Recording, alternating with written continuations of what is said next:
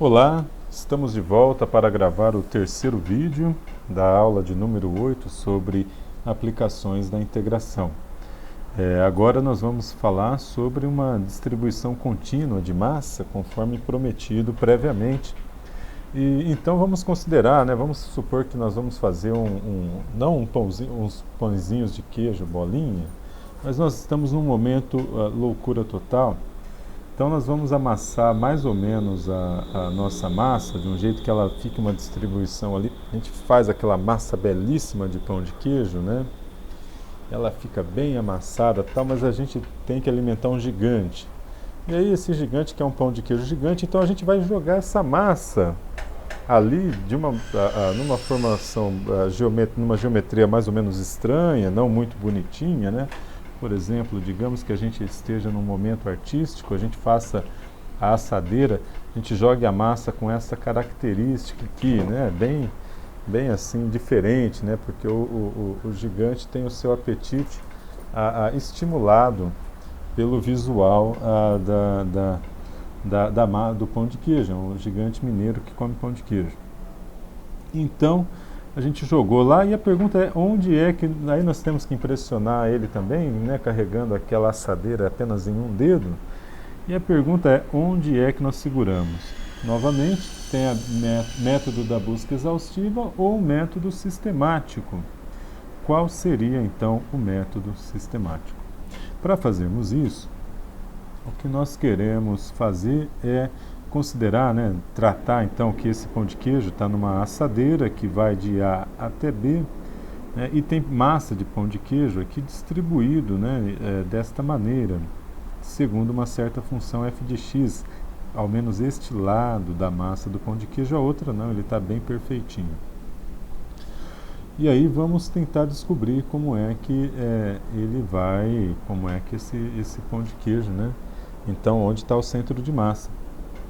Se você tem uma massa bem uniforme, você amassou bem aquela massa de pão de queijo, ela está totalmente uniforme, então a densidade dele é a massa, ele tem uma altura fixa, então a densidade dessa massa aí vai ser a massa total, a massa, colocada na balança, mensurada na balança de massa de pão de queijo, dividida pela área que é ocupada, Então, conforme a figura C. Então, as extremidades da massa estão nas retas x igual a A, x igual a B, y igual a 0 e na função f de x. A área da região nós sabemos calcular muito facilmente, basta conhecermos a função f de x, tal que a área vai ser integral definida em relação a x de A a B de f de x. M vai ser a massa, a massa total ali, que está da placa, Vamos dizer que a placa, da massa de pão de queijo, Vamos dizer que a placa e a massa têm a mesma forma. A pergunta é como calcular as coordenadas desse centro de massa aqui. Essa que é a pergunta que nós queremos responder. Então, o que nós vamos fazer é tentar lançar mão aqui do conceito de integral de Riemann. Então, partindo de uma analogia da distribuição discreta de massas, nós vamos construir, então, o cálculo da distribuição contínua. Então, para fazer isso virar uma distribuição discreta, o que nós fazemos é fatiar, particionar esse intervalo de integração em diversos retângulos, aqui múltiplos retângulos, n retângulos, em que o iésimo retângulo tem uma largura Δx índice i, que é a coordenada do seu vértice à direita, menos a coordenada do seu vértice à esquerda da definição. Então a iésima fatia vai de xi menos 1 até xi, está dentro, claro, do intervalo AB, e a massa nessa fatia vai ser o quê? Vai ser ρ, que é a densidade, vezes a área da fatia. E a gente pode escrever que a área da fatia é Δx índice i vezes um f de x i barra, desde que o teorema do valor médio seja satisfeito nesse intervalo x índice i menos 1 até xi. Então, se a função for contínua nesse pequeno intervalo, você consegue lançar mão, então, do teorema do valor médio de uma função e calcular a área da pequena fatia aqui, né, de uma pequena fatia aqui, como sendo ΔX, a área de um retângulo, né, de base ΔXi e altura f de xi barra. Então, e se a gente fixar arbitrariamente xi menos 1 e xi, de uma forma muito especial, tal que a gente consiga que xi barra seja o ponto médio do intervalo, então xi menos 1 mais xi dividido por 2, então o centro de massa do iésimo retângulo vai ser dado simplesmente pelas coordenadas, né? Xi barra, né, no eixo x e 1 sobre 2, que é a metade da altura, né, vezes f de xi barra. Né? Então é o centro geométrico, coincide com o centro geométrico do retângulo, o centro de massa daquele retângulo ali. Então agora nós tratamos como uma distribuição discreta, né, de n massas de valor ρ ΔXi f xi barra aqui neste domínio da função, né, nessa região de integração. Então, a área de uma distribuição discreta de n massas, né, a gente sabe calcular. Basta a gente fazer o somatório em i, de 1 até n, da massa do iésimo objeto, vezes a coordenada em x do iésimo objeto. Então, aqui ficamos a coordenada no eixo x do iésimo objeto, xi barra, e a massa do iésimo objeto, né, que é a densidade, vezes a área do retângulo. Analogamente, fazemos isso para a coordenada y. Então, a massa do iésimo objeto, que está aqui, vezes a coordenada em y do iésimo objeto, que é 1 sobre 2 f de xi barra. Ambas as coordenadas são divididas pela massa total de pão de queijo, nesse caso, né? A gente está pensando em pão de queijo, horário de almoço da fome. Então, após nós pegamos essa equação e agora nós vamos simplificar as densidades, né? Porque aqui ρ é constante, ρ é sempre constante em todos, então nós podemos tirar o ρ daqui em evidência da soma e simplificar. Então, simplificando as densidades superficiais e tomando o limite em que nós fazemos o número de fatias tender a infinito, de forma que o ΔX tende a zero, né? Então, nós temos agora uma soma de Riemann. E aí, como nós temos uma soma de Riemann, note que aqui eu tirei o meio de dentro do somatório, coloquei ele em evidência, depois tirei do limite. Então, fazendo aqui, escrevemos então a integral de Riemann, né? Essa soma de Riemann que está aqui, ou esta que está aqui no denominador, ou esta, são todas somas de Riemann. Então, nós escrevemos que as coordenadas do centro de massa do nosso objeto são obtidas como uma integral em termos de integrais definidas. Então, a coordenada no eixo x é a integral de a até b de x f de x dx, em que f de x é essa região curvilínea aqui, dividido pela integral de a a b de f de x dx, então, que é a área total sobre a curva. Então, essa é a coordenada x. Na coordenada y, nós tomamos, então, meio vezes a integral definida em relação a x, de a até b do quadrado da função f de x, dividida pela área sob a curva f de x.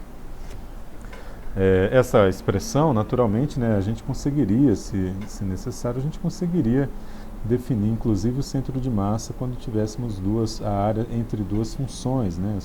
É só olharmos aqui para essa parte inicial e adotarmos essa expressão aqui no lugar de f de x, essas diferenças, tá? E aí, com isso, a gente consegue calcular essa condição. Bom, com isso eu gostaria de mostrar para vocês, então, como foi feito o cálculo do centroide, desse centro de massa, aqui para essa região, né? Para fazer esse cálculo, essas coordenadas x tilde, y tilde, o que a gente faz é primeiro saber definir a função f de x. Eu usei a função f de x como sendo 2 menos x dividido por 2π mais meio seno de x. As coordenadas, após o cálculo, nós vamos obter que x tilde e y tilde é um par de coordenadas dado desta forma: 8π sobre 9 menos 1/3 e 59 sobre 72 mais 1 sobre 6π. Tá? Então essas são as coordenadas daquele centroide que aparece ali. Bom, vamos ver como calculamos essas coordenadas. Então primeiro calculamos x tilde e y tilde em termos das integrais conforme definido aqui. Então a primeira integral é x vezes f de x e a segunda integral é a integral só de f de x, né? O integrando. Enquanto que no y tilde é meio vezes a integral de f de x ao quadrado dividido pela integral do próprio f de x.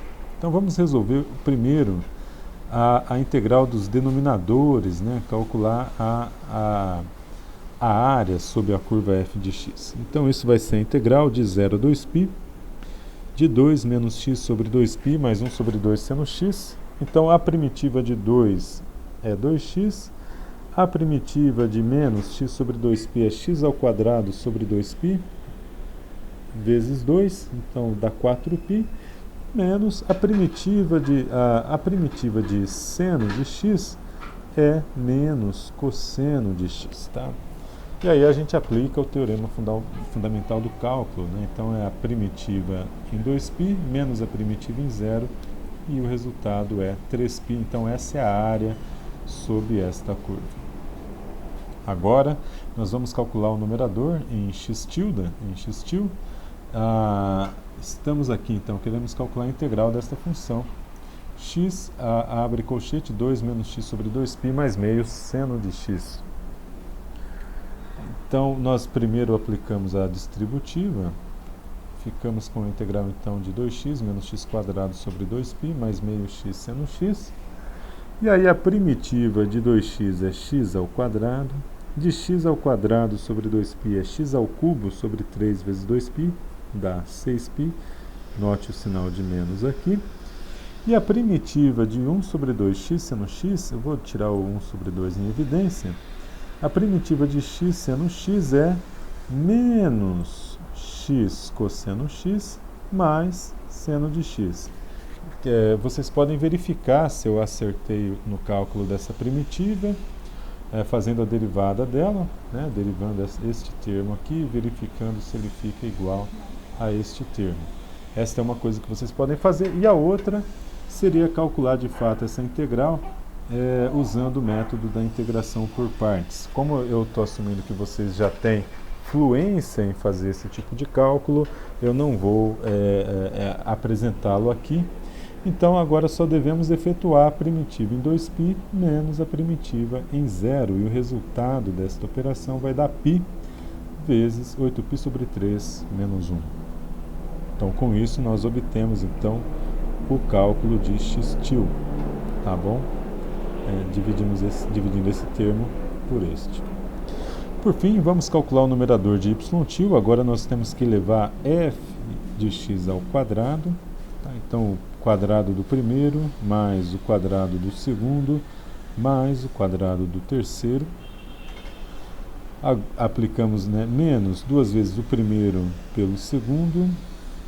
Então daqui 2 vezes 2x sobre 2π, mais 2 vezes o primeiro pelo terceiro, então 2 vezes 2 sobre 2 seno x, menos 2 vezes o segundo pelo terceiro, então menos 2, x sobre 2π meio seno x.